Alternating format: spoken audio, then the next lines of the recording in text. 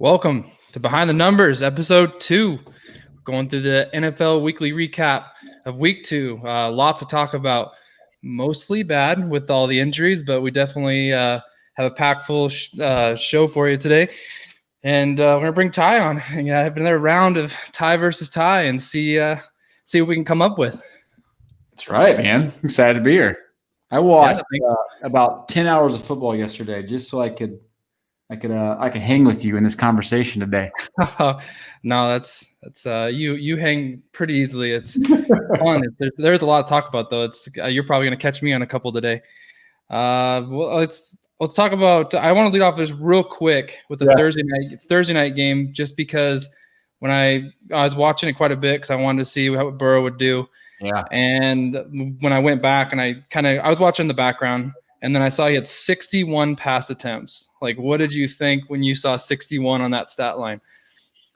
Well, I think it was a lot of underneath stuff for one, so it's a little misleading. You know, he wasn't chucking the ball down Brett Favre style, but I mean, look, they trust the kid. I love it. Right. I mean, as a card collector and a hobbyist, it's like, oh my gosh, you can't ask for more. This guy's going to put up mad stats if he doesn't get hurt.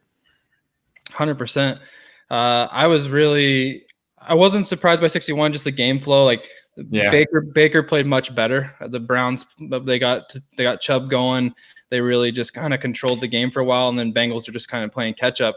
I really thought for 61, I thought 37-61, not super efficient. And the really bad stat, because I've been pulling for AJ Green, was AJ Green having 12 targets and 3 catches out of that. Just efficiency just wasn't there. A lot of it was mixed from both of them. I think they both need to get on the same page, so I think that's going to get better.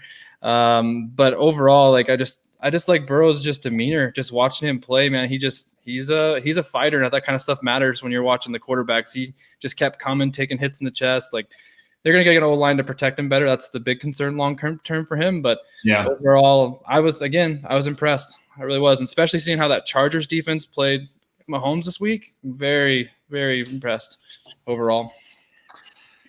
Yeah. Well, look, for sure. When I was watching it with my oldest, Jackson, we were commenting on the game, and I said, "What do you notice about Burrow?" And he said the thing he said was he's just a gamer. The guy looks like he just is there to play football and means business. I'm like, that's a good observation because I think that's something that sticks out to a lot of us. Just some players just have that ice in their veins look, just like I know what I'm doing. I'm doing it well, and I'm going to keep going. It just gets me excited. I'd love to play for him.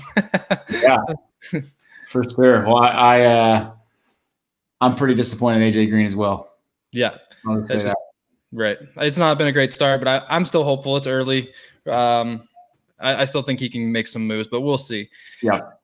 I mean, as much as it affects fantasy football, I think it's going to have pretty big impact on the hobby is the long laundry list of injuries we endured this weekend. That's the thing about football that's always scary and makes people nervous in terms of investing or putting their money into cards is the injury aspect. And I think it's one of the bigger weeks that I've seen of injury reports. And in terms of ripples in the waves of the league, massive, just really hard to overcome some of that for these teams. And I think it's going to have a big impact on guys even some guys that didn't get injured are going to have impact from those injuries. So I can rattle off some, or what do you want to say something on that? Well, yeah, I disagree. It's a devastating list of players. I mean, you talk like top name players were just falling like flies, and you're just thinking, oh my goodness. Not just fantasy owners, but card owners and guys. Yeah. I mean, guys that are carrying teams this year. I hate to see it. I really do. I just hate to see it. Right. I mean, I think I heard something like on average of the top 40 ADP for fantasy football, like 12 guys got injured or missed a game already. Wow. So almost 50%. I'm not, a little bit under 30-40% range of guys being out already. I mean, just to recap, just for the listeners, just, Michael Thomas, Godwin both missed this week. Kittle missed this week. AJ Brown missed this week. Saquon's done for the year. Garoppolo got dinged up. Didn't look good. He didn't look good after he tried to keep going on his ankle. Yeah. McCaffrey's done for at least a quarter of the year. Locke 2 or 3 weeks. Julio, Cam Akers, Devontae Adams, Nick Bosa's done for the year. Cortland Sutton's done for the year. Just wham, just over and over, just a bunch of injuries. Which one do you think hurts the most out of those names there? In relation to the hobby, I think the biggest one's going to be Saquon, just because Saquon was still trying to prove himself. We talked about the talent. We've talked about everything with him in terms of just he's an electrifying player and hasn't put a season together yet. And now that's going to continue until next year. And then I really think this kills Daniel Jones this year. I just don't see Jones being able to progress with this unless he tries to put it all on himself and get some growth through that. But the Giants just don't look good. And they've had two tough defenses. Like the Steelers are really tough and the Bears are really tough. So I'm not going to throw Jones completely under the bus, but he's in a tough spot now, not having his number one weapon. So I think that's the one that's going to affect the hobby the most.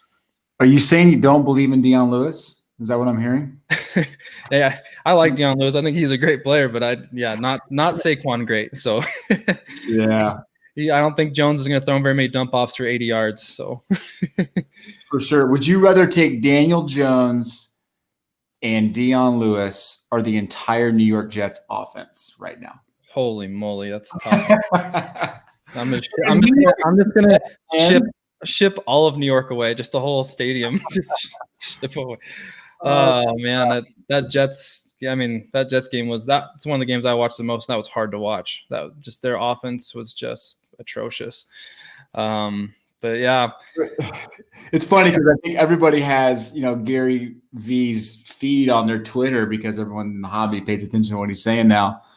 And I'm pretty sure it was like within 10 minutes of the game starting, you just see this tweet F football from Gary V. He's a diehard Jets fan. Oh yeah. He was pumping Darnold too. He's moved the needle for Darnold, kept Darnold relevant, but I think that's fallen pretty quick. That train is leaving the station. For sure. I mean, obviously the injuries were really tough, but then there's some pretty exciting games. As a Cowboys fan, the Cowboys game was pretty thrilling. It wasn't on, but I got cut into the feed at the end there. They scored and got the onside kick and win. I just can't endure my Falcon friends because they just seem to always do those type of losses where they just can't hold it. Yeah. But I mean, Dak had a monster game, so it was good to see Dak get on track. Overall, I was really good, impressed with him. Just keeps moving the ball, keeps getting those goal line carries and punching it in. He had 4 total touchdowns. Just a monster day for Dak. That was a great game. I mean, one of the best games we've seen in years. Right. Yeah. I mean, like you heard, we were watching Red Zone, so we saw a lot of that, but just the onside kick was just stinking awesome. It was like so cool. It's like the Falcons were just unsure. I don't think it's gonna make it. It might make it. Like, do we see if they touch it too early? Like they were just in like that point of no return zone. That was really a nice little slow roller. It kind of got him guessing. It was interesting. Well, I don't think he kicked it with shoes on either, right? Was it with just socks? Right? Yeah, I'm pretty sure it was just one of those socks, slow rollers, or just dribblers. It was really perfect speed too. Like not too slow. It was good. It was awesome. It was absolutely awesome. So I had a thought at the end of that game, watching the Falcons lose that one again. Obviously, it makes you remember their Super Bowl collapse. Yeah. And like in reality, like just do you feel that Matt Ryan in the hobby is basically another Phillip Rivers, is just going to have monster numbers but never really be appreciated for how good of a quarterback he was? I would say that would be a compliment to Matt Ryan. Okay. Wow. So you still have Phillip Rivers in a little higher regard? I do. Yeah. I do. Okay. Yeah. I mean, look, he's had Julio Jones, for 6 years now? Oh, I think longer. Yeah. Yeah. Right. He's had great backs the entire time, and he hasn't been able to do it. I'm sorry. Yeah. As a year, I'm one of the underachieve. Yeah, that's fair. That's fair. All right. Yeah. Just moving on to a couple other big performances. Kyler Murray again, just massive. Josh Allen, huge, 417 yards and 4 TDs for Allen against the Dolphins. So I mean, it wasn't. That's still a relatively weak team to our lenses. But I thought Kyler was impressive again. I think the Redskins defense is a little bit undervalued. I think they are decently talented, and just watching Kyler just still use his legs and how quick he is with that short area quickness that we talked about last week. Again, he just keeps doing it, and I think that his cards and that team is going to be on the rise for a while if they keep this up, which that division looks wide open to me right now. So it'd be really interesting to see what the Cardinals can do with this type of momentum to start the season. Yeah, no, I mean, look, first off, the Washington football team literally doesn't have an identity, right? And you can sense it when they play. Like, they just don't have an identity. 100%, yeah, for sure. Frustrating to see. But, I mean, Kyler Murray is the real deal. Yeah. Like, when the ball is in Kyler Murray's hands, like, something is going to happen. It's like it's watching Russell Wilson 5 years ago, 10 years ago. I love his game. I just love his game. Yeah, I do too. I think I would say Russell Wilson's like a pretty good comp. Just Wilson's a little bit bigger, but Kyler's faster. And so, but they definitely, I know the height and their throwing and their deep ball throwing is just spot on. And so they're both very, very good players when it comes to that. They don't miss. Let's get to next. The Cam Newton-Wilson battle last night was incredible. That was quite the game in Seattle that between Cam and Russell. Speaking of another great performance. What did you think about that game? I think that game was close to I might have picked that game over the Cowboys game because that Cowboys game wasn't great until the very end. And that New England Seattle game just came right down to it with a goal line rush for Cam that couldn't get in. Yeah, I think that was probably the game of the week for sure. A couple of takeaways I had from that. First off, you can tell and you could hear the whole broadcast, like Cam Newton's throwing looks so much better. Like he looks like a calm and collected quarterback. He knows when to use his feet, throwing lasers on the money. Like I could not have been more impressed with Cam Newton, his composure. Right. Russell Wilson, I mean, he's on. I mean, obviously I'm 2 weeks in, but he's on pace to just shatter the MVP vote. He's gonna run away with the MVP this pace. But Patriots look good, man. I like their game. I mean, you give them the ball at the 2-yard line outside of that last play. Like, I mean, you've one play. You get them 3 downs to score. They're going to score every single time. Yeah. No one's stopping Cam Newton and the options. Yeah, no, very similar to Dak. They both just are tough guys to bring down. They're so big that they're going to get through and get that momentum with a lead blocker. It's going to be tough.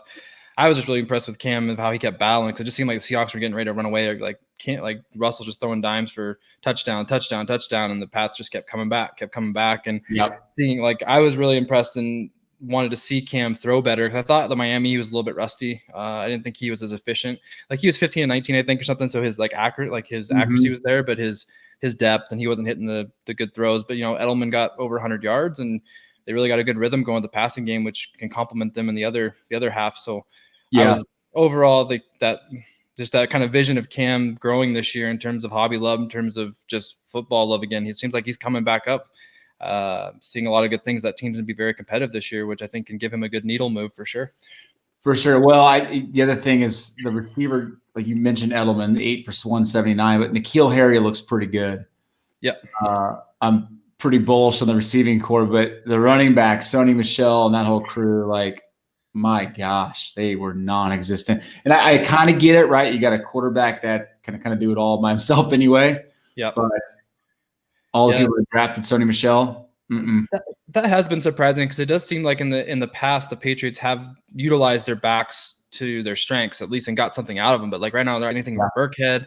They're not getting anything from Michelle right now. Like, hopefully when Damian Harris, I'm pretty sure he's not on the long-term IR. When Damian Harris comes back, maybe that's a spark they need back there because they need somebody that can get something going besides Cam because you just pray for health when it comes to that with him running so much. So very true. Yeah. Very true. So you want to let's segue into the kind of the rookie recap, Ty, and we don't have to read all the stats, but we have a lot of things in front of us here to talk about.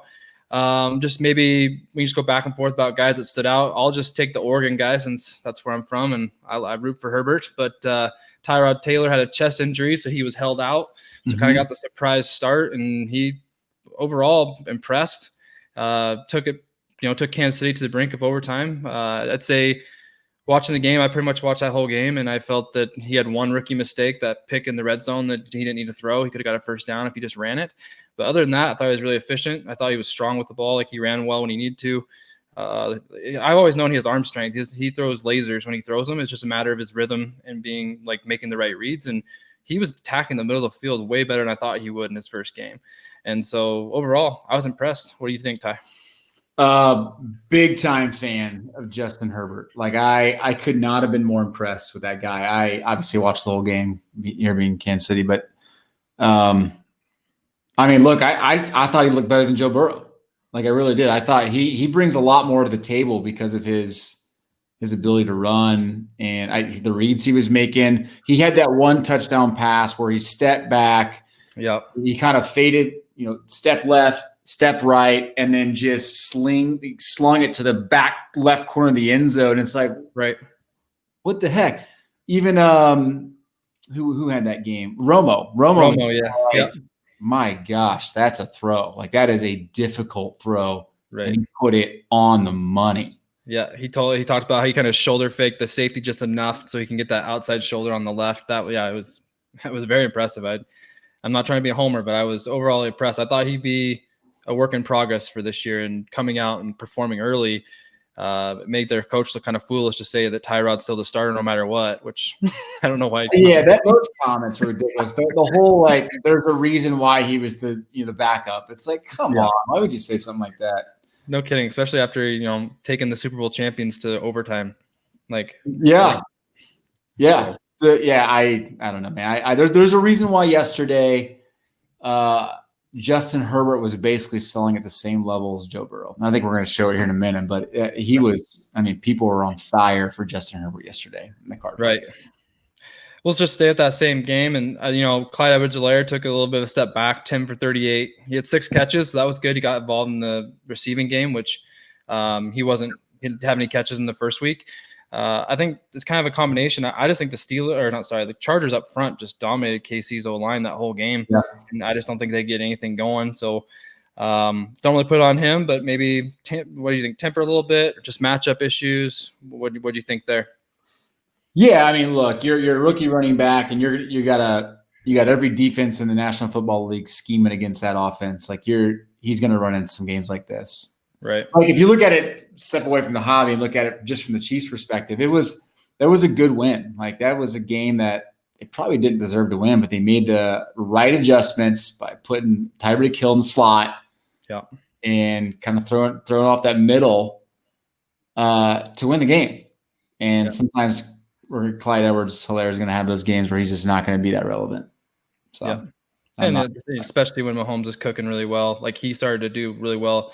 Mahomes had a tough quarter and a half, and then he got his rhythm, and that's what kind of kept them to coming back into the game. But yeah, I think that these type of games are going to happen with that position. I think the game script's much better in their favor when it's more like last Thursday, when they can get a good jump, be really powerful offensively, and then say, now we're going to run the ball for a while. Absolutely. They're in much better shape than when they're playing from, wait, we might lose, So. Yeah, well, for sure. And honestly, the whole game, I'm thinking, okay, considering how today has gone with injuries, like let's just get away from this game without injuring some of our rookies and stars. No kidding, yeah. For sure. The other one that was notable to me, and then I'll let you pick a guy if you'd like, but CeeDee Lamb led the Cowboys in receiving yesterday. I mean, whenever you can do that with that group of receivers, I think that's notable. He had over 100 yards, 6 for 106. He just looks good. Again, he really works the slot well. He's really similar.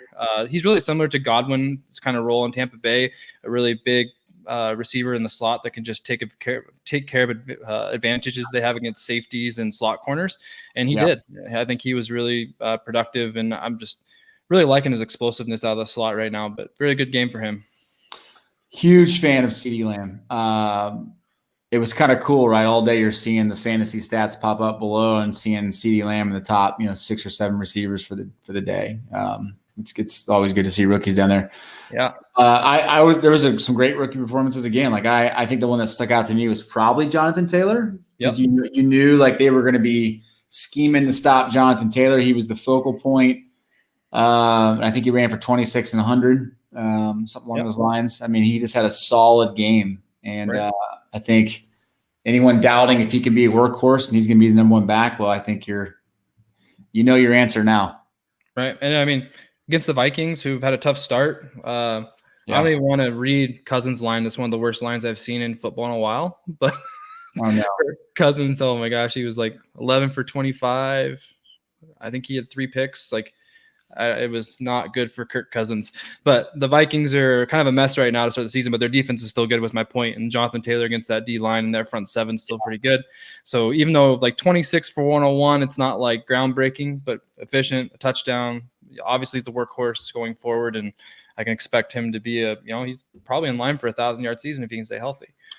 Yeah, I mean, in terms of running backs, right? I mean, outside of Clyde Edwards-Helaire, I mean, maybe you go with Robinson from Jacksonville, right? He's a rookie, James Robinson. Yeah, he's second game in a row. He's at 100 yards. I mean, those 3 running backs are going to be the guys that I think will be vying for the 1,000-yard season as a rookie. Yeah.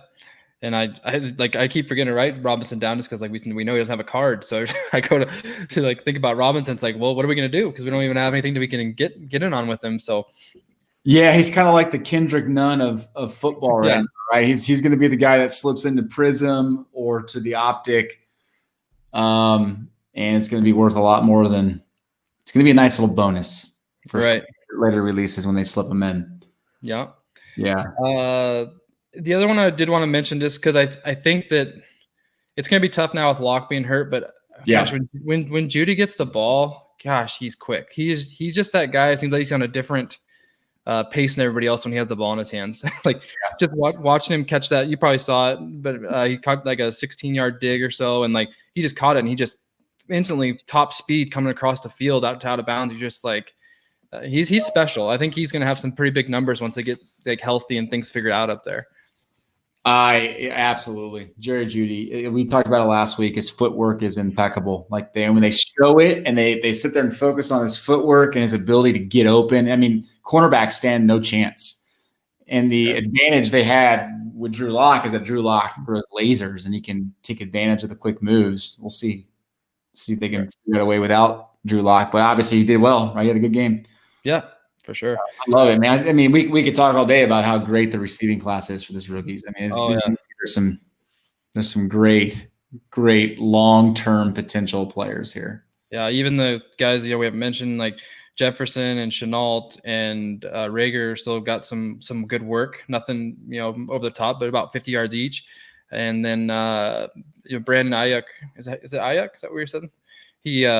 He kind of finally saw some action this week for the Niners and got 2 catches for 40. So they're all getting in and getting time, which is really good for being early for receivers for sure.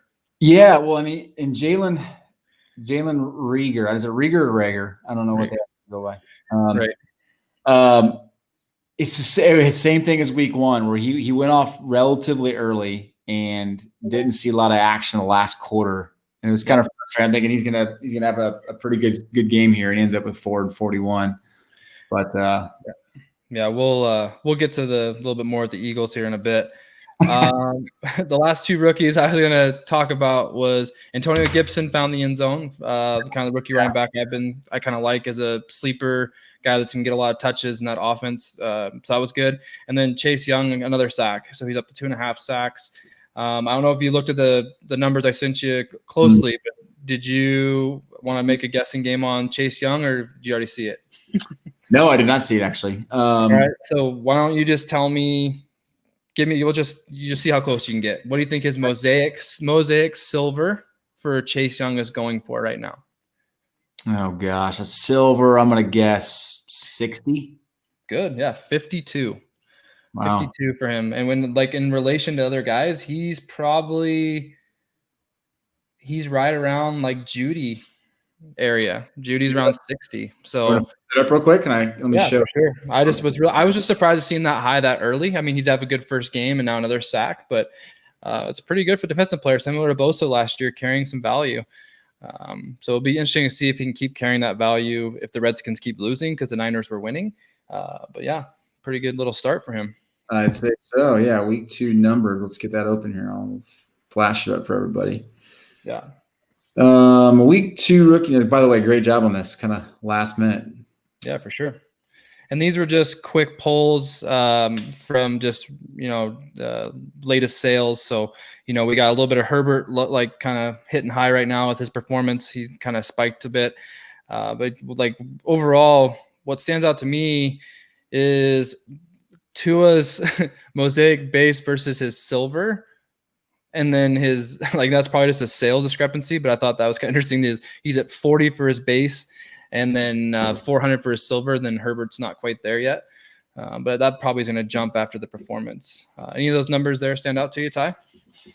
Yeah, well, so typically what you see in Prism Silver is somewhere around a 6x multiple for base to silver. So I think that's what it ends up falling back to, whether the base goes up or the silver comes down. So that's always the metric or the ratio I use. So when I see like 40 and 400, I think the silver's probably coming down, or that base is probably going to be at $60.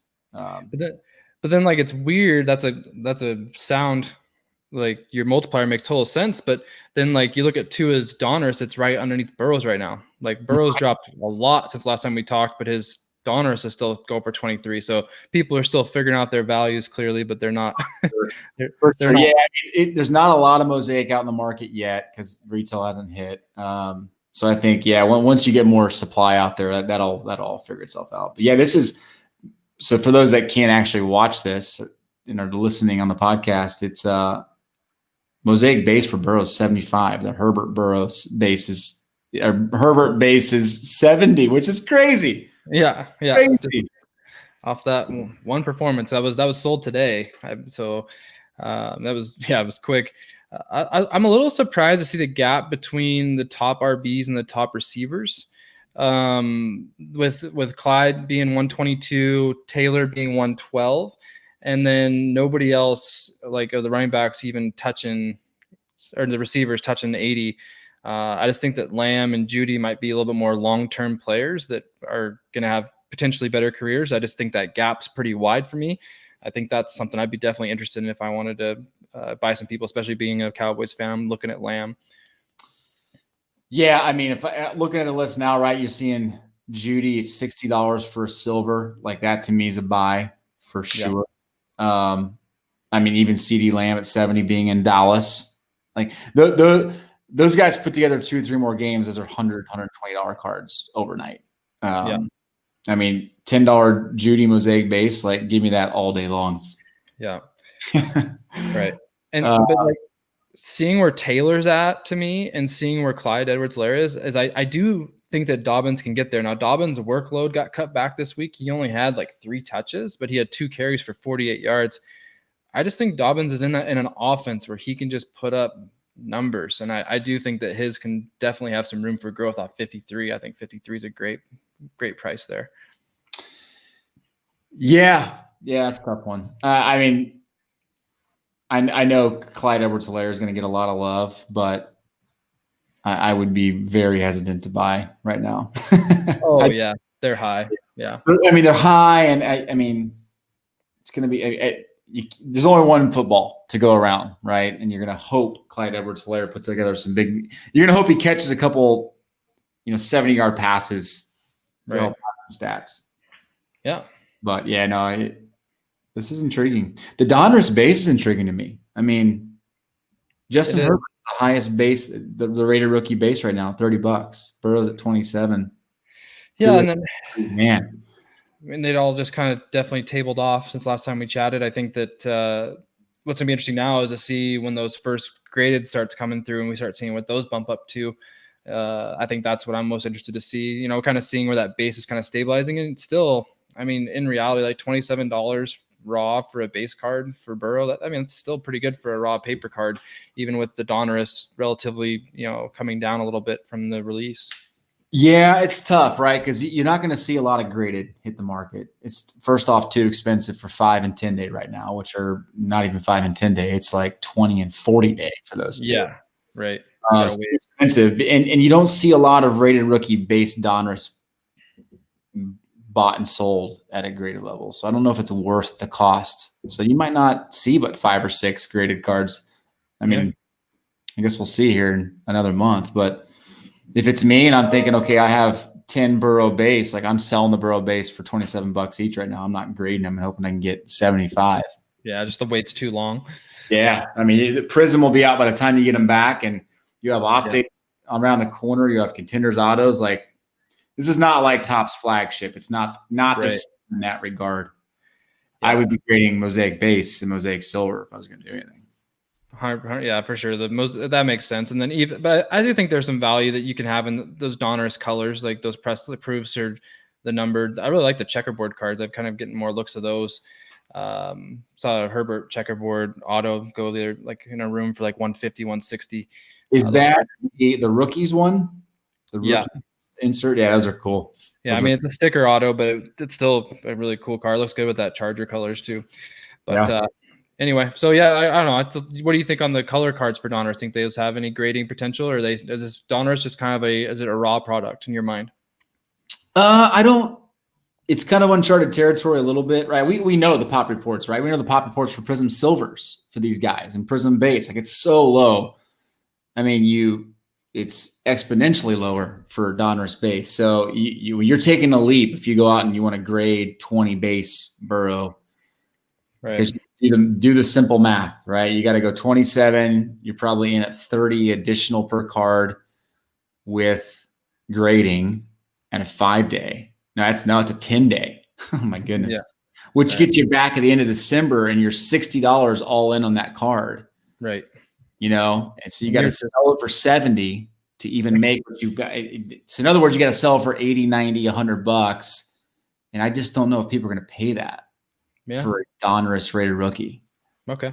So that again, we can talk about that more over the next few weeks. Yeah. I do think that the time you have to wait, there's so many risk variables that you can't risk at that, like what you're saying for that, maybe what you just calculated just quickly, a $10 upside. You don't know if Burrow has an injury or sits out the last 2 weeks, or there's so much with football I think the waiting game for grading is going to be very difficult on the football grading population.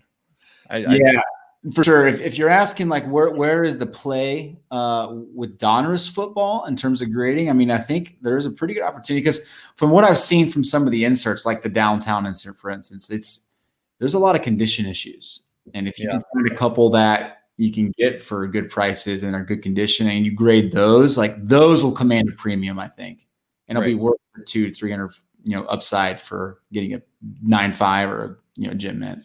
Yeah. Those SSPs, especially those cards, are just cool. Like common collectors are just even gonna be looking at those. You're not just going for the people trying to buy to flip.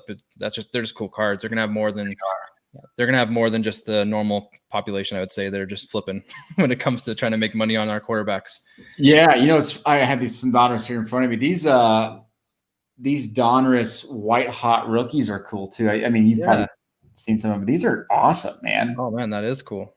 I mean, that's James Morgan. So that's even Drew Lock's like, what the heck, man? What are you showing that card for? Big fan.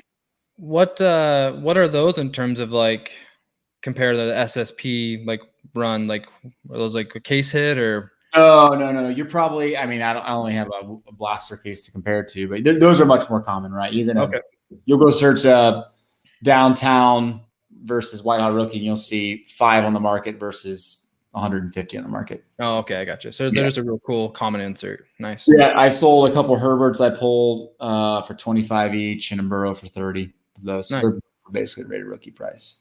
Oh, okay, perfect. Yeah, nice. Yeah.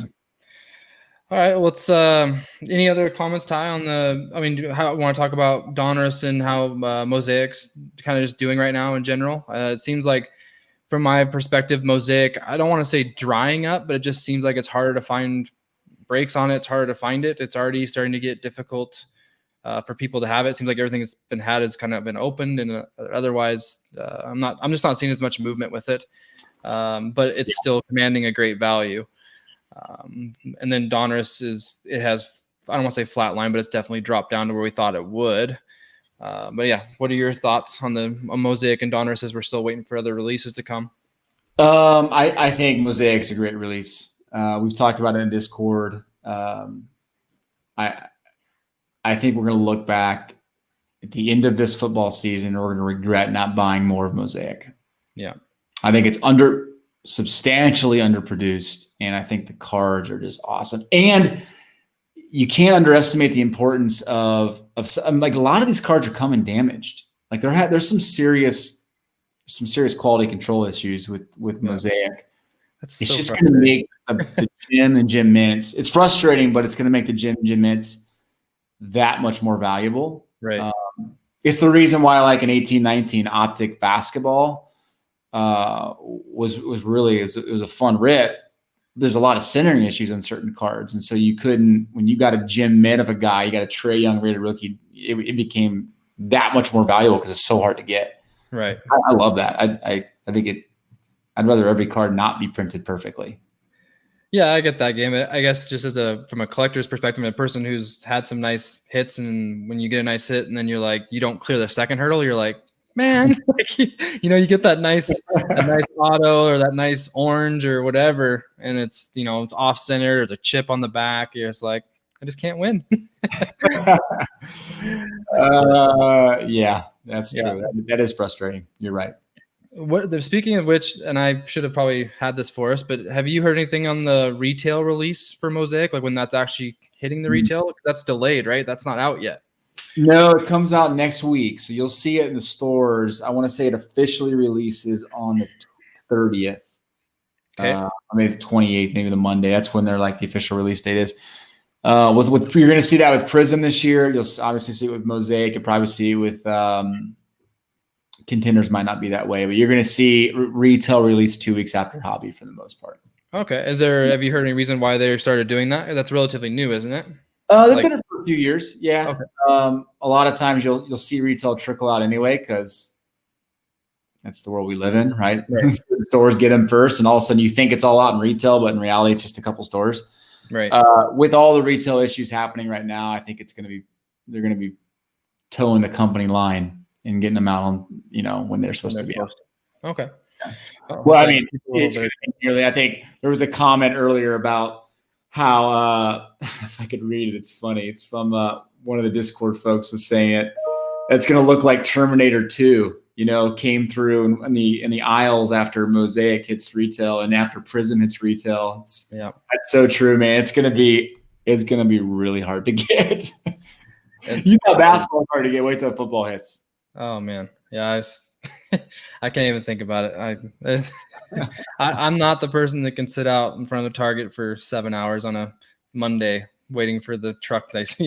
Seen some of those photos on Twitter. That's never gonna be me, unfortunately. I don't have that kind of. I don't even want to call it dedication. I think you're past the word of dedication. Oh, ridiculous! Yeah, I'm looking at some Mosaic prices. So the factory cost was $95 a box on the dealer market right now. You can go buy. Oh my gosh, you can buy them for $715 a box. Yeah, I've been seeing 700 consistently. My goodness. Looks like blasters are going to be coming out pretty hot. My goodness gracious. You're looking at $75 a box that dealers are buying them at, which means you're going to get a 30-40% markup on top of that. You're going to see blasters $100 each. So then, when is the point that it's not even worth opening? Because I mean, it's kind of like what comes first, the chicken or the egg here, because with other sports, when you get situations like this, and it's harder to get and it's more expensive, it just raises the price of singles. Right. So it's crazy. It's crazy. Yeah. I mean, I'm looking here, blaster case for someone's wanting to buy them for $1,500 each. I'm just thinking of my mind is if I got a blaster box for, let's say I foot the bill for $100, I hit a Burrow and I'm super excited for a base Burrow. I got a 50% chance that it's in good condition, and even raw, it's under what I paid. I'm still behind, Yeah. So it's a tough mind game to play for sure. But yeah. Well, we're kind of work into a couple hot players of the week and cold players of the week that just kind of guys cards that just to keep in mind. Kind of start with a relatively cheap guy. Aaron Jones had a massive week for the Packers. 18 for 168, 4 catches for another 68. So he had over 230 all-purpose yards with goodness gracious 3 touchdowns. So he killed a lot of people's fantasy weeks, or won it for him. But he's 26 years old. My kind of thought when I just kind of see him being consistent, it just seems like he's constantly kind of undervalued, and he's been really productive in their system. I really felt like he carried them last year to that kind of defensive when Rodgers wasn't kind of doing the numbers we thought. Just kind of the next, I kind of put Dorsey Levens, Amon Green, just kind of next Packer great, you could say, as a running back, was kind of the staple. I think people kind of got off on him when they drafted AJ Dillon, and he's still producing. He's still putting up the numbers, and his Prism Silver raw is like $29. So it just seems like he's just kind of, we just talked about some of those guys that are rookies that haven't done anything yet, or 50, 40. Aaron Jones, man, $29 for his silver. What do you think about that? It's a steal. It's a steal. Yeah. I mean, not just from a hobby perspective, did he just kill it? But I mean, it was really Green Bay. It looks good. I mean, they came out. Aaron Rodgers destroyed it in week 1, and you saw them come out and dominate from the line of scrimmage yesterday. It's like, okay, they might be. Yeah, they're out on a mission this year. Yeah, and they had a slow start. Detroit got on them early, and then they just ran through them. Like they had a little hiccup start, and then I think it was like 21-7 maybe. I forgot, but then 42-21. Just no thanks, no chance lines. So yeah, exactly. So then another big running back was on Thursday night game where I mentioned him, Nick Chubb, 22 for 140 and 2 touchdowns. He's 25. His raw rated optic hollow is going for 33, which I thought was low for a hollow. I pivoted a little bit from the Prism prices. What do you think about that? Yeah, I think he's. I just think that he's just a solid running back as long as he stays healthy. And the Browns have to, in order for Baker and Chubb to really get the hobby love, they're going to have to win. And I know they beat the Bengals, but they're going to have to beat somebody that matters and actually get in a playoff race for us to see much movement with Chubb and Baker. Even though Baker looked better, even got OBJ a touchdown, but just Chubb, he's just a really good running back. And I'm so interested too how well Chubb and Hunt do together, because Hunt's still relevant. But anyway, what were your thoughts on Chubb as a kind of a optic hollow buy at 33?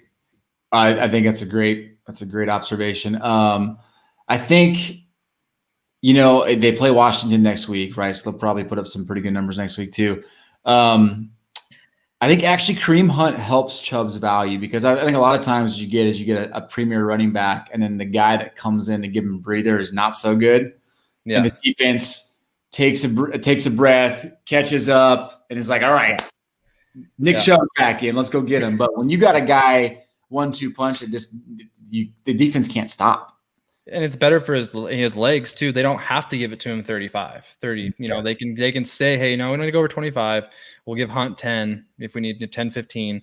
And then Hunt does a really good job because he's more utilized in the passing game, which gives Chubb that breather on third down if he needs it too. So yeah, it's definitely, I think you're right. It's a great compliment for him in terms of his production. Dak had a great, we already talked about Dak, had a great game. Josh Allen had a great game. And so we don't really have to talk about their performance much, other than I was just going to ask you, Dak, I saw BGS, and these are just quick sales from just relatively early in the week. Dak, BGS 9.5, silver, 465, or a raw Josh Allen silver for 465. Give me 100 Josh Allens. 100 Josh Allens raw? I think Josh Allen is the best buy in football right now. Wow. That's impressive. Like, I think I'd probably just take the BGS 9.5 Dak right now at the same price, just because it's already graded. I don't see Josh Allen being able to get to Dak's ceiling. I just don't see it. I know he's got the two first games this year. They're still relatively weak teams. I got to see it against somebody good. Got to see it against the Patriots till I get on board of buying 100 Josh Allens. I think I got a green velocity coming back, rated optic. So I'm hoping that's decent for Josh Allen. But I think I'm still on the Dak side for that. I think the reality is, like, if they don't find a way to win that game yesterday, Dak takes a massive hit. I agree on the angle that the Cowboys are still doing the same mistakes they had with Garrett as coach. They're still just they're still a little sloppy. They're just not putting it all together. And at some point that does have to come on to Dak as well. So as a Cowboys fan, I'm with you on that. I'm not seeing the changes or the momentum needed for that team to get to a potential playoff run. I'm not. So that is concerning, because it's going to take Dak a Super Bowl for him to get the next level. I think he's at least got. That's just it. That's just it, right? I think the expectations are so high. Like for Dak to see a crazy increase in price, he'll have to be an MVP or win a Super Bowl. Right. And what is he? Is he 27 now? 28? Yeah. Well, I mean, look, he's got plenty of years left. I'm not saying he doesn't. I'm not saying he doesn't have the talent to do it, but I feel like his window is going to close a lot faster than Josh Allen. And what Josh Allen is doing with his arm strength, with his legs, like the ball is in his hands, like every single play, whether he's handing it off to himself or he's making great throws. And like I watched a lot of that game, and I am so impressed with Josh Allen. Yeah. Josh Allen, he's always had the rocket arm, and if that accuracy starts coming, you're right, the sky's the limit. He had a super high draft grade coming out, and people are so torn on him. But I'm with you. I want him to be good. I think he's nice. I just want to see it against a team, not the Dolphins and not the Jets, and then we can kind of go from there. That's fair. Yeah. Who does Buffalo play next week? Yeah, let's check here. Pull that up. I do agree. They play the Rams, so there you go. We'll get to see a good matchup, noon game next week. So our episode next week. Let's revisit the Josh Allen discussion. Let's circle back on that because the Rams they've been giving people trouble for sure. Let's just pivot to that since I was one of my guys on the cold players. Carson Wentz, another bad week, I'd say. Redskins slowed him down, like you said. He started hot in week 1, had a couple of touchdowns, and they lost. And then the Rams couldn't really get anything going.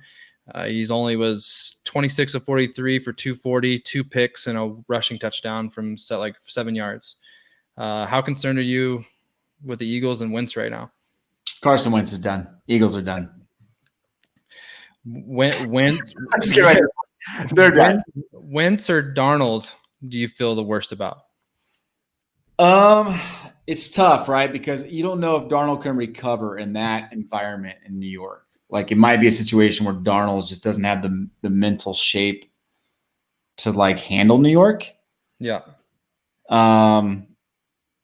So I would say I'm probably more bearish on Darnold from that perspective, but I mean, I'm sorry, man. Wentz has had every opportunity. He has not put together 3 or 4 strings of good games. It's just frustrating to see. And the guy seems incredible. He seems like an unbelievably cool guy.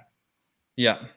And I mean, I know where Wentz gave, diving into the end zone, blew his knee out, or, when they won the Super Bowl, but he still didn't win the Super Bowl. Nick Foles won the Super Bowl. So what's the pull for him? He doesn't seem like he's really been able to rebound completely since that injury all the way. He just kind of seems like he's somewhat mediocre. And I think that's not good for the hobby, and that's not good for his status and quarterbacks in the league. It's definitely falling. Well, they play the Bengals next week. So Bengals at Eagles, right? So one of those 2 teams has got to get a win. Yeah. Unless they come out. I'm going to put money on Joe Burrow right now. All right. That's smart. We already talked about him a little bit. I mentioned it in the opening. Daniel Jones, another cold player, another cold performance. Again, we gave him the tough defense out. Let's turn this point to him. How worried are you about him for this year? You already have a bet with me on Locke, and he's injured, so that's not good for you. But what is your feeling for Daniel Jones? Because I kind of felt similar about both of them. I thought they were too high. What was our bet on Locke? What did we say the over-under was? I think you said he had to be 1,700 for his silver on November 1st. Okay. All right. He's still got a chance. He's only out for 2 weeks or something. Yeah, that's tough. That could be bad. We're going to see, right? We're going to see what happens to Daniel Jones. You take away Saquon, the anchor of that offense, and we're going to see what he's made of. So I guess from a hobby perspective, it's kind of nice, right? Let's just get to the point here. Let's see what Daniel can do. It's going to force it for sure. Yeah. I agree, but I just think that I'm worried because his problems last year were turning the ball over, and if he has to do it all, I think he's going to have a lot of turnovers, and people are going to see a lot of the ugly that we've kind of seen when he's had to try to do it all. So, but I could be wrong, but definitely a cold player. One guy I want to bring up that I thought was a really interesting point was Rob Gronkowski. Mm-hmm. Super slow start. He had 0 catches last week in their win. And I'm just wondering, in your mind, How do you think that affects the hobby sense of Rob Gronkowski? His BGS, I just pulled up a fun card for him. I didn't get anything consistent. His BGS 9.5 orange tops chrome sold for $650 recently. And I'm just wondering, is he hurting his hobby status right now by even playing? That's a good question. I guess the quickest way to answer that would be, would I pay $650 for Rob Gronkowski? And it would be a very strong heck no. I wouldn't pay $650. Yeah. But it's absolutely not helping. I feel like in this hobby, this day and age, if you're not helping it, you're hurting it. So I feel like it's probably going to be hurting his price. Yeah. Well, and I'm kind of thinking he's like in the middle ground, right? Like he's, you know that Patriots fans aren't really buying him right now because he's playing for the Bucks. Yeah. And he's not doing anything for the Bucks right now, so the Bucks aren't buying him. Like what fans of Rob Gronkowski are interested in buying his cards right now? So yeah, I think it's definitely hurting him right now. He's definitely not helping his hobby status, and he's not even really getting targets right now, which I think is interesting. I thought that would kind of materialize a little bit faster with having Brady, but it's hard to be off for a year. Football's not something you can jump in, jump out on very easily. Very true. No, I mean, and that, again, we got to go back to when fantasy teams are starting to cut you from your team and you're on the free agent wire, like that it's going to trickle down into sports cards too. Yeah. You think it's kind of washed up and done with, and right. The way to look at cards. And he's kind of like losing his, like, I think a lot of his appeal as a player was just his image and his commercials and just a lot of things that he would do. And those things are kind of gone too right now because he's just not a notable player in the league. So his kind of stardom status is dropped, which I think kind of takes away his appeal as well. I did see him on a Manscaped or whatever that new. Yeah, I did see that too. I'm sure that was I'm like, oh my gosh, that's. I'm sure they're probably not happy seeing his stat line for sure. Shouldn't say maybe you should just play football. No kidding. All right, so I thought we would maybe kind of wrap it up, Ty, here with, I had one question for you, so I wanted to see what you thought of this little comparison and maybe do a buy, sell each, and then we'll get out of here. But I know I always tailor things to baseball a little bit. I like to make little parallels, but I know that probably like 6 months ago, a lot of people were saying, hey, go get Pujols. He's going to be breaking these records. And Pujols' cards have kind of skyrocketed. He's really taken off since he's broken, he's climbing that home run ladder.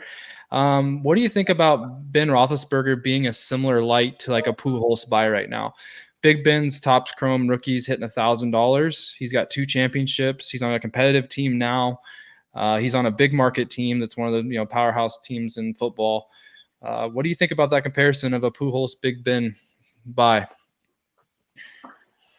That's an interesting one. I think. I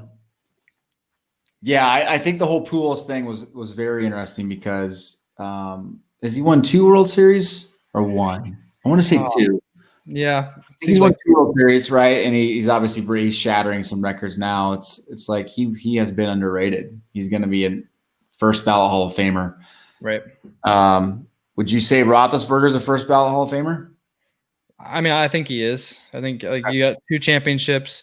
I just think that draft class with him and Eli and Rivers, that's just a powerful draft class. I think all 3 are close to the first ballot, but Rivers might not be because of the lack of rings. But I just think that with how relevant the Steelers have been for his entire career and two Super Bowls and where he's at on the passing ranks, I think he's going to be. Yeah, I don't think there's any way he's not first ballot, to be honest. Yeah, I agree. Did Shani hold you up to bring in Roethlisberger up? Did you guys work out a deal? I did get a little Twitter tip, but no, I didn't. I know. I just wanted. I'm trying to get Shani on my show. So I'm sure he would happily join the show. I'm going to talk about James Conner next week. Yeah, there you go, Shani. You're up. No, man, I think it's a great comparison. I guys like that. I think now's the time. They kind of go unnoticed because all the hype on rookies. Now's the time to jump on them. Yeah, I like it.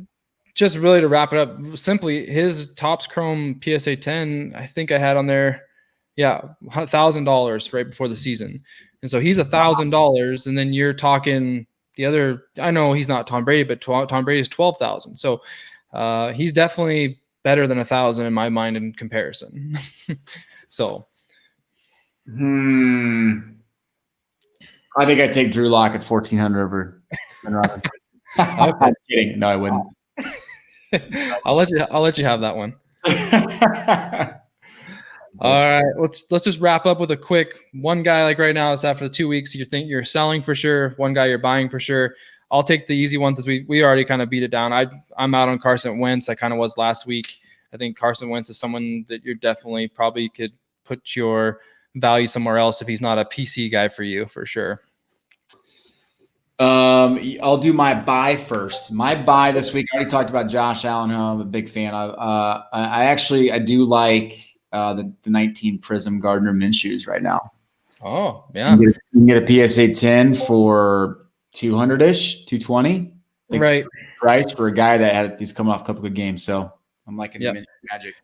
Yeah, that's good. I like Minshew too. I've been looking at him, but my thing is that again, how patient is Jacksonville going to be if they're not winning? Like he's going to have to win. I really was hoping they had that Titans game. They had a shot, but he is putting up good numbers. He's being really consistent. So I'm with you. That Minshew is definitely growing. I think that's good. My buy, I'm going to go with, I was between two guys. I'll just kind of mention them both, but Terry McLaurin I like a lot, but I'm going to say my buy is DJ Moore. I think DJ Moore with CMC being out for 4 to 6 weeks, he's going to be even increased more. He has 22 targets in 2 games. I think that's going to pick up. And I think that he's going to get a lot of kind of quick screens, just like a lot of action behind the line of scrimmage too, to kind of help alleviate CMC being gone. So I can see DJ Moore having a nice little run here when CMC's out. So DJ Moore. I like that. Okay. I'm going to go with my sell, and my sell for the week is Matthew Stafford, Detroit. Ooh, sell on Matthew Stafford. Sell on Matthew Stafford. I'm jumping off that train. Yeah. I'm not seeing the risk to reward right now on Matthew Stafford. Is Stafford under Ryan for you in a career? Oh, for sure right now. Yeah. I mean, you look at credentials and Stafford really hasn't done much. No, he hasn't at all. Unfortunately. Perfect. Yeah. But what a great week. What an awesome week of football. It's been 2 really good weeks of football. It has. Just like if we could wash out a couple of those injuries, but other than that, the games have been very competitive. The games have been fun. A lot of divisions are wide open right now. That makes it always exciting because every week's that much more important. Seems to be with the reports we're staying clear of COVID. They're finding coaches, so seems like things are going good. Things are going good. Well, when there's lots of injuries, that means there's lots of people that have to step up and play, and that just means more opportunity. So yeah, hopefully we're here. Thanks for being on with me on my round 2, Ty. As always, we'll keep watching those Drew Lock stats when they come back in, and we'll see how that goes. All right, sounds good. We'll talk to you next. All right. Thanks, bud.